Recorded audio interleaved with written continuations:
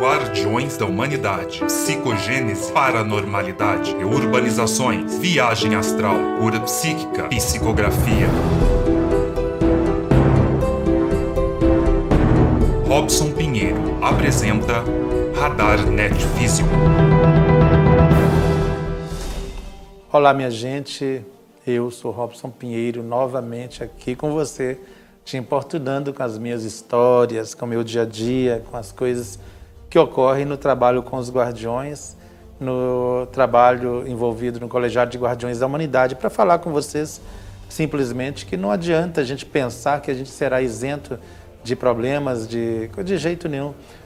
Nós temos todos os desafios que todo ser humano tem. A diferença é que nós temos a proteção espiritual e temos os recursos energéticos, terapêuticos, a terapia espiritual e energética, que vai nos instrumentalizar para enfrentar as dificuldades.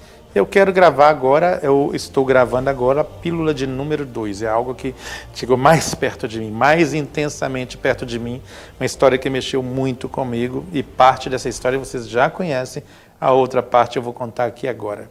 Foi um momento em que eu estava num processo de desdobramento junto com o espírito Jamar, Kiev, Dimitri e Konvatab. E junto com eles, o espírito Joseph Kleber estava fazendo uma conferência e eu não poderia entrar nesse local da conferência. E resolvi ouvir, da minha maneira, assim, aguçar os sentidos extrafísicos e perceber o conteúdo dessa conferência. E eu vi eles falando a respeito de um trabalho que precisava ser feito com um espírito especialista enviado diretamente dos dragões. Porém, uma situação ficava evidente.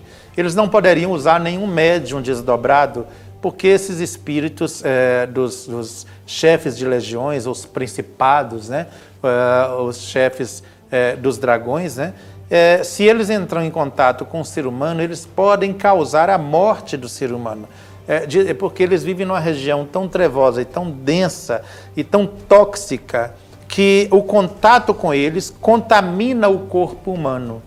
E aí Joseph, descobrindo, conversando com os espíritos, falou assim, então nós não podemos usar nenhum dos nossos médiuns para o contato com eles. Só que, não usando os médiuns, nós gastaremos um tempo muito maior, porque nós precisamos fazer com que esse espírito entre no estado de crise tão grande que ele possa sair dessa concha que ele se envolveu por milênios e ele guarda informações preciosíssimas e que os guardiões precisam dessas informações a respeito dos dragões para dar prosseguimento ao trabalho. Então isso pode demorar um tempo muito grande, mas como a gente não pode utilizar médium nenhum, porque isso vai ser perigoso para eles, então nós vamos optar por demorar a solucionar isso.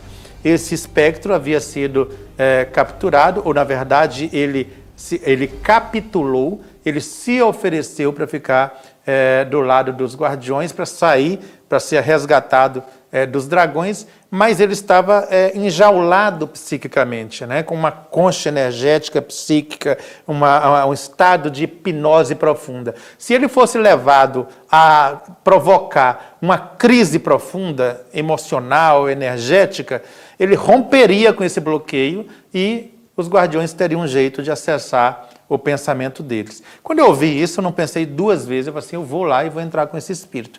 E enganei um dos guardiões, de certa maneira, eu falando que ia conhecer uma coisa e outra, e avancei em cima do local que estava esse espírito. Ele estava protegido magneticamente, A gente diria que era uma jaula, mas não são jaulas físicas, porque jaula não prende de espírito. É apenas um termo de linguagem para dizer que magneticamente, vibratoriamente, ele estava protegido.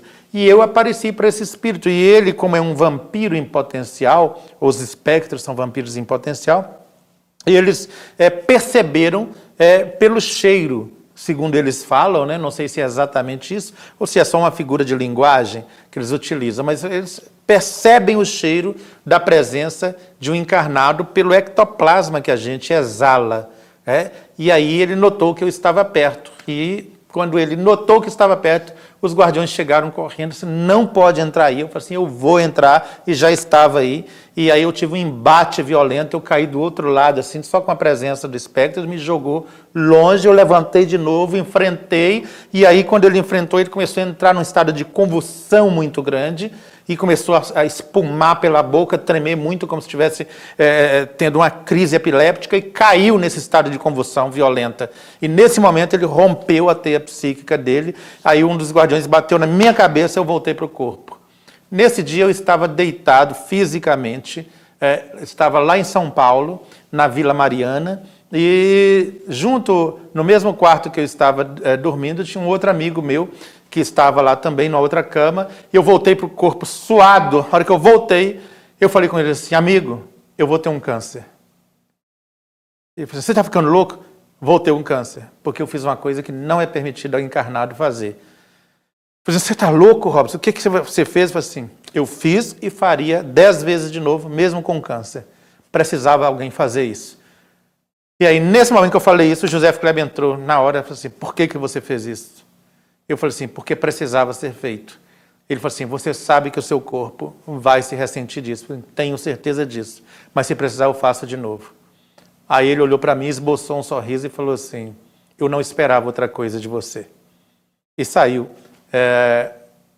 Não sei se contente ou não, mas de qualquer forma o trabalho que demoraria 10 anos para ser feito, foi feito de uma vez só. E aí, logo depois eu fui diagnosticado com câncer, um câncer não Hodgkin, passei pelo tratamento, fui amparado pelos espíritos, ainda acho que eu vou desenvolver um outro, se já não está em andamento, ainda resquício desse primeiro, mas eu não me preocupo com isso também, porque amparo nunca me faltou, e foi exatamente no momento do câncer que eu descobri os amigos que eu tenho, verdadeiros amigos, né? E descobri quem não era amigo também, geralmente nesses momentos graves que a gente descobre. E nesse momento do câncer também foi um momento em que eu psicografei o livro de Teresa de Calcutá e eu iniciei a psicografia do livro O Fim da Escuridão enquanto eu estava tomando quimioterapia, que não foi nada simples de passar, mas lembrando Ângelo Inácio, o espírito que diz que a dor é para todos e o sofrimento é para quem quer. E eu não sofri, não passei sofrimento nenhum, mas foi difícil passar e ao mesmo tempo foi maravilhoso passar e ver a proteção dos espíritos, até como eles encaminharam um médico que para mim é inspiradíssimo por Deus. Mas foi um momento tenso e isso gerou um resquício em mim durante um bom período e essa história do câncer, quase todos vocês conhecem, não vem ao caso repetir. Então isso chegou muito forte em mim. Um grande beijo em todos vocês. Se você quer saber o significado dessas histórias de vida, de desdobramento, de trabalho com os guardiões superiores, fique atento. Entre em contato com o Colegiado de Guardiões da Humanidade, faça a sua inscrição, entre em contato com guardiõesdahumanidade.org, guardiõesdahumanidade.org, deixe o seu e-mail ali registrado e imediatamente você receberá uma mensagem, um e-mail falando sobre o lançamento mundial do Colegiado de Guardiões da Humanidade. Aí sim, você poderá participar desta história de vida e de outras histórias junto com os guardiões e você saberá o valor de trabalhar com essa equipe extraordinária que são os Guardiões da Humanidade.